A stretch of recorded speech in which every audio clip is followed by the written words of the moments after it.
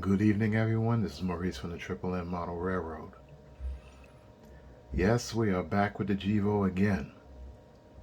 And what we're looking at today is actually touching up on the weathering and some little paint imperfections here and there. And what I have done was I looked over the model very carefully. I noticed the last person that did the work to actually repaint this particular prototype. And it's a couple of things I didn't quite, like, um, after further inspection. So, I mean, he did a pretty good job with the decaling of the model and pretty much the painting. Um, but there's some little inconsistencies here and there. Like, for example, when he painted the model over, he didn't paint the dynamic brakes. Now, I just touched it up and painted silver the way it should be. If you look at the original video or the earlier videos, you will see that this was not painted. So I did paint it, and I also weathered the radiator cooling vents.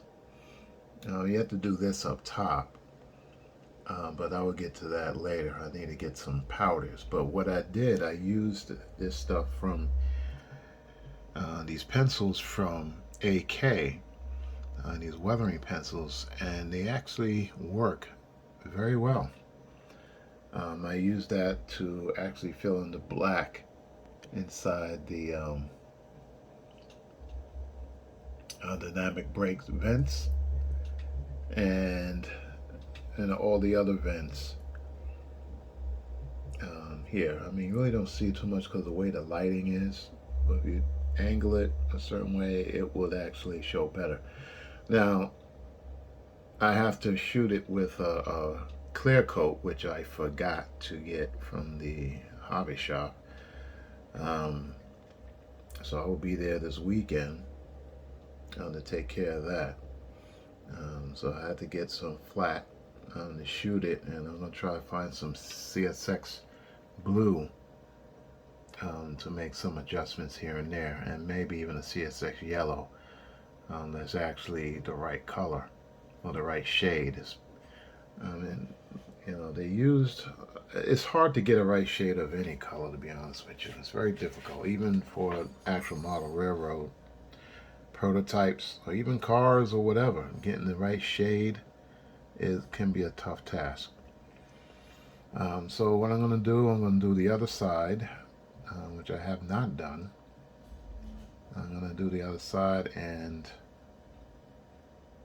for the vents, and touch up the handrails. Like, I haven't done the handrails yet. I'll touch them up and probably powder up the trucks and the fuel tank a little bit more. Well, actually, not a little bit more, but to put a little bit more weathering to it, lightly, nothing crazy. I don't understand why he did the blue on the gas tank. You see it here and here. I don't really quite get the reason why he did that. He did some browns.